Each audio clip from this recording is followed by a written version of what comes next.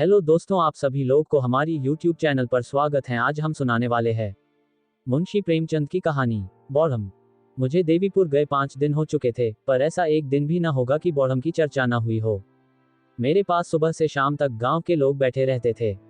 मुझे अपनी बहुज्ञता को प्रदर्शित करने का न कभी ऐसा अवसर ही मिला था और न प्रलोभन ही।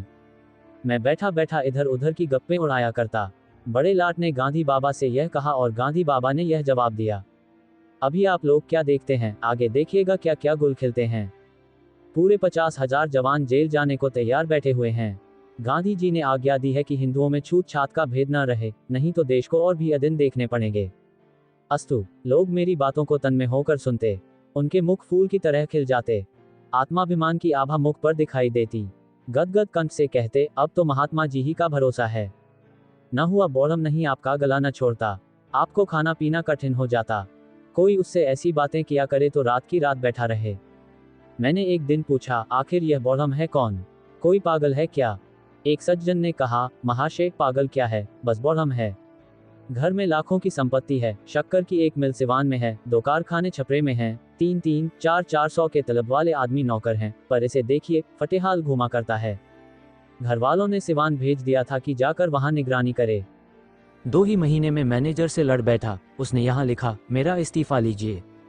आपका लड़का मजदूरों को सिर चढ़ाए रहता है, वे मन से काम नहीं करते। आखिर घर वालों ने बुला लिया। नौकर चाकर लूटते खाते हैं, उसकी तो जरा भी चिंता नहीं, पर जो सामने आम का बाग है उसकी रात दिन रखवाली किया करता है, क्या मजाल की कोई एक पत्थर भी फेंक सके। एक मियाँ जी बोले, बाबूजी, घर में तरह तरह के खाने पकते हैं, मगर इसकी तकदीर में वही रोटी और दाल लिखी है और कुछ नहीं। बाप अच्छे अच्छे कपड़े खरीदते हैं, लेकिन वह उनकी तरफ निगाह भी नहीं उठाता। बस वही मोटा कुर्ता, गाढ़े की तहमत बांधे मारा मारा फिरता है। आपसे उसकी सिफत कहाँ तक कहें, बस पूरा बौड़म है। ये बातें सुनकर भी इस विचित्र व्यक्ति से मिलने की उत्कंठा हुई। सहसा एक आदमी ने कहा, वह देखिए, बौड़म आ रहा है। मैंने कुतूहल से उसकी ओर देखा। एक 20-21 वर्ष का हृष्ट पुष्ट युवक था। नंगे सिर, एक गाढ़े का कुर्ता पहने, गाढ़े का ढीला पाजामा पहने चला आता था।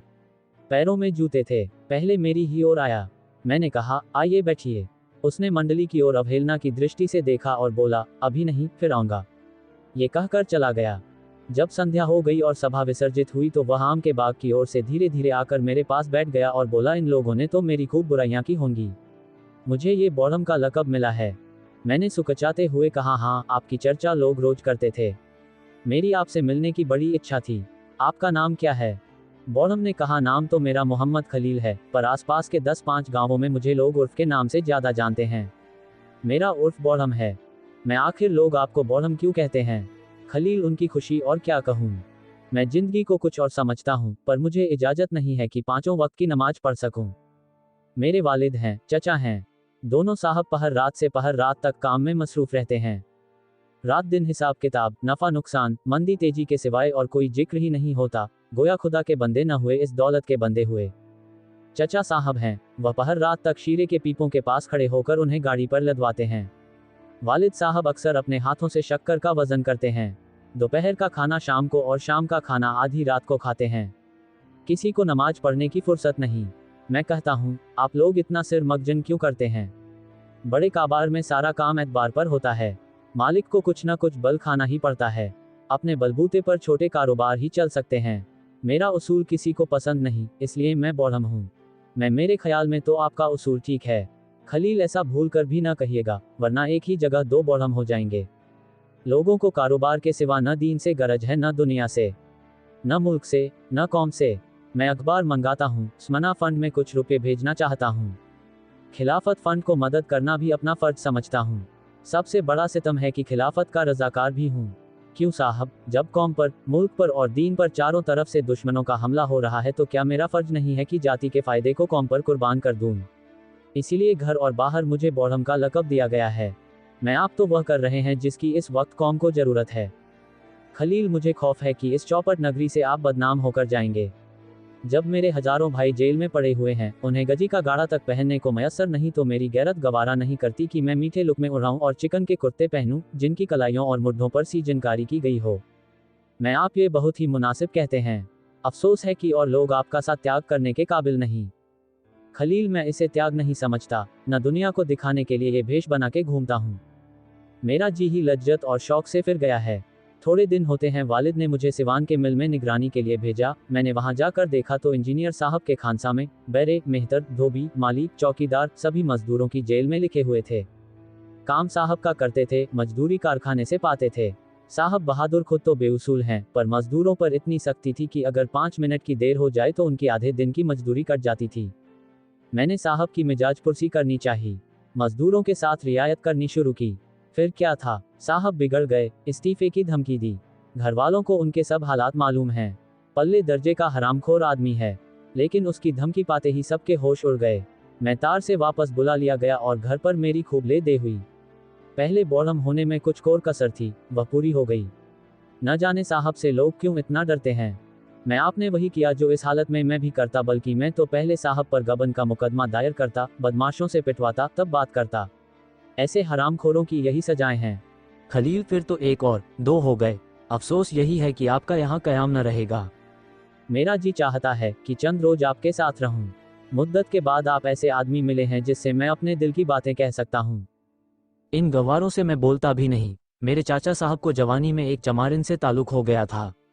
उससे 2 बच्चे, एक लड़का और एक लड़की पैदा हुए। चमारिन लड़की को गोद में छोड़कर मर गई। तब से इन दोनों बच्चों की मेरे यहाँ वही हालत थी जो यतीमों की होती है। कोई बात ना पूछता था, उनको खाने पहनने को भी न मिलता। बेचारे नौकरों के साथ खाते और बाहर झोपड़े में पड़े रहते थे। जनाब, मुझसे यह न देखा गया। मैंने उन्हें अपने दस्तरखान पर खिलाया और अब भी खिलाता हूँ। घर में कोहराम मच गया। जिसे देखिए मुझ पर त्योरियां बदल रहा है, मगर मैंने परवाह न की। आखिर है वह भी तो हमारा ही खून, इसलिए मैं बॉडम कहलाता हूँ। मैं जो लोग आपको बॉडम कहते हैं वे खुद बॉडम हैं। खलील जनाब, इनके साथ रहना अजीब है। शाह काबुल ने कुर्बानी की मुमानियत कर दी है। हिंदुस्तान के उलमा ने भी यही फतवा दिया, पर यहाँ खास मेरे घर कुर्बानी हुई। मैंने हर चंद बावला मचाया, पर मेरी कौन सुनता है। उसका कफारा, प्रायश्चित मैंने यह अदा किया कि अपनी सवारी का घोड़ा बेचकर 300 फकीरों को खाना खिलाया, और तब से कसाईयों को गायें लिए जाते देखता हूँ तो कीमत देकर खरीद लेता हूँ। इस वक्त तक 10 गायों की जान बचा चुका हूँ। वे सब यहाँ हिंदुओं के घरों में हैं, पर मजा ये है कि जिन्हें मैंने गायें दी हैं वे भी मुझे बॉडम कहते हैं। मैं भी इस नाम का इतना आदी हो गया हूँ कि अब मुझे इससे मोहब्बत हो गई है। मैं आप ऐसे बॉडम काश मुल्क में और ज्यादा होते। खलील लीजिए, आपने भी बनाना शुरू कर दिया। ये देखिए आम का बाग है, मैं उसकी रखवाली करता हूँ। लोग कहते हैं जहाँ हजारों का नुकसान हो रहा है वहाँ तो देखभाल करता नहीं, जरा सी बगिया की रखवाली में इतना मुस्तैद। जनाब, यहाँ लड़कों का ये हाल है कि एक आम तो खाते हैं और 25 आम गिराते हैं। कितने ही पेड़ चोट खा जाते हैं और फिर किसी काम के नहीं रहते।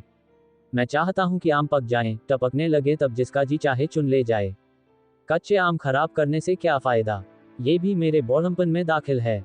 ये बातें हो ही रही थी कि सहसा 3-4 आदमी एक बनिए को पकड़े घसीटते हुए आते दिखाई दिए। पूछा तो उन चारों आदमियों में से एक ने, जो सूरत से मौलवी मालूम होते थे, कहा ये बड़ा बेईमान है, इसके बांट कम है। अभी इसके यहाँ से सेर भर घी ले गया हूँ, घर पर तौलता हूँ तो आध पाव गायब। अब जो लौटाने आया हूँ तो कहता है मैंने तो पूरा तौला था। पूछो अगर तूने पूरा तौला था तो क्या मैं रास्ते में खा गया। अब ले चलता हूँ थाने पर, वहीं इसकी मरम्मत होगी। दूसरे महाशय, जो वहां डाकखाने के मुंशी थे, बोले इसकी हमेशा की यही आदत है, कभी पूरा नहीं तौलता। आज ही 2 आने की शक्कर मंगवाई, लड़का घर लेकर गया तो मुश्किल से 1 आने की थी, लौटाने आया तो आंखें दिखाने लगा। इसके बांटों की आज जांच करानी चाहिए। तीसरा आदमी अहीर था। अपने सिर पर से खली की गठरी उतार कर बोला, साहब ये 11 रुपये की खली है, 6 सेर के भाव से दी थी। घर पर तौला तो 2 सेर हुई, लाया कि लौटा दूंगा, पर ये लेता ही नहीं। अब इसका निबटारा थाने ही में होगा। इस पर कई आदमियों ने कहा ये सचमुच बेईमान आदमी है। बनिए ने कहा अगर मेरे बांट रत्ती भर कम निकले तो 1000 रुपये डांट दूं। मौलवी साहब ने कहा तो कमबख्त टांकी मारता होगा। मुंशी जी बोले टांकी मार देता है, यही बात है।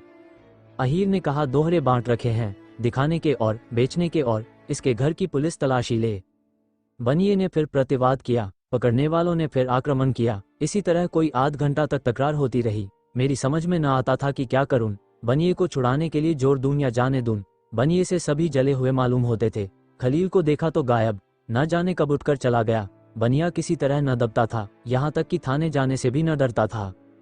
ये लोग थाने जाना ही चाहते थे कि बॉडम सामने आता दिखाई दिया। उसके एक हाथ में एक टोकरा था, दूसरे हाथ में एक कटोरा, और पीछे एक 7-8 बरस का लड़का। उसने आते ही मौलवी साहब से कहा ये कटोरा आप ही का है काजी जी। मौलवी चौंक कर हाँ है तो फिर तुम मेरे घर से इसे क्यों लाए। बौड़म इसलिए कि कटोरे में वही आधा पाव घी है जिसके विषय में आप कहते हैं कि बनिए ने कम तौला। घी वही है, वजन वही है। बेईमानी गरीब बनिए की नहीं है, बल्कि काजी हाजी मौलवी जहूर अहमद की। मौलवी तुम अपना बौड़मपना यहाँ न दिखाना, नहीं तो मैं किसी से डरने वाला नहीं हूँ। तुम लखपति होगे तो अपने घर के होगे, तुम्हें क्या मजाल था मेरे घर में जाने का। बौड़म वही जो आपको बनिए को थाने में ले जाने का है, अब ये घी भी थाने जाएगा। मौलवी सिटपिटा कर, सबके घर में थोड़ी बहुत चीज रखी ही रहती है। कसम कुरान शरीफ की, मैं अभी तुम्हारे वालिद के पास जाता हूँ। आज तक गांव भर में किसी ने मुझ पर ऐसा इल्जाम नहीं लगाया था। बनिया मौलवी साहब आप जाते कहाँ हैं?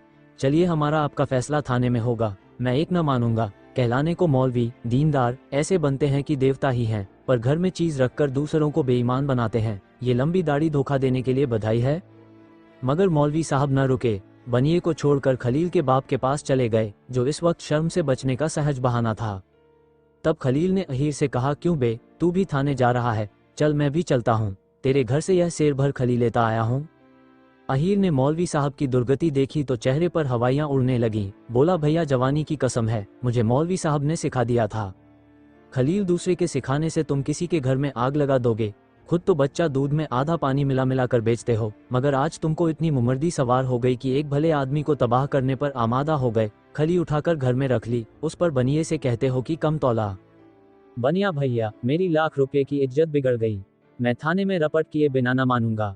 अहीर साहू जी अब की माफ करो, नहीं तो कहीं का न रहूंगा।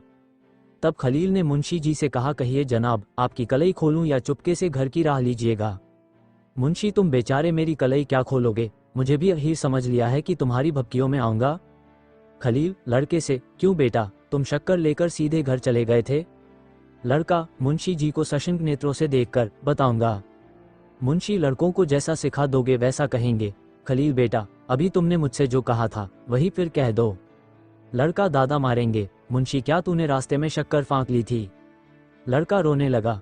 खलील, जी हाँ, इसने मुझसे खुद कहा, पर आपने उससे तो पूछा नहीं, बनिए के सिर हो गए, यही शराफत है।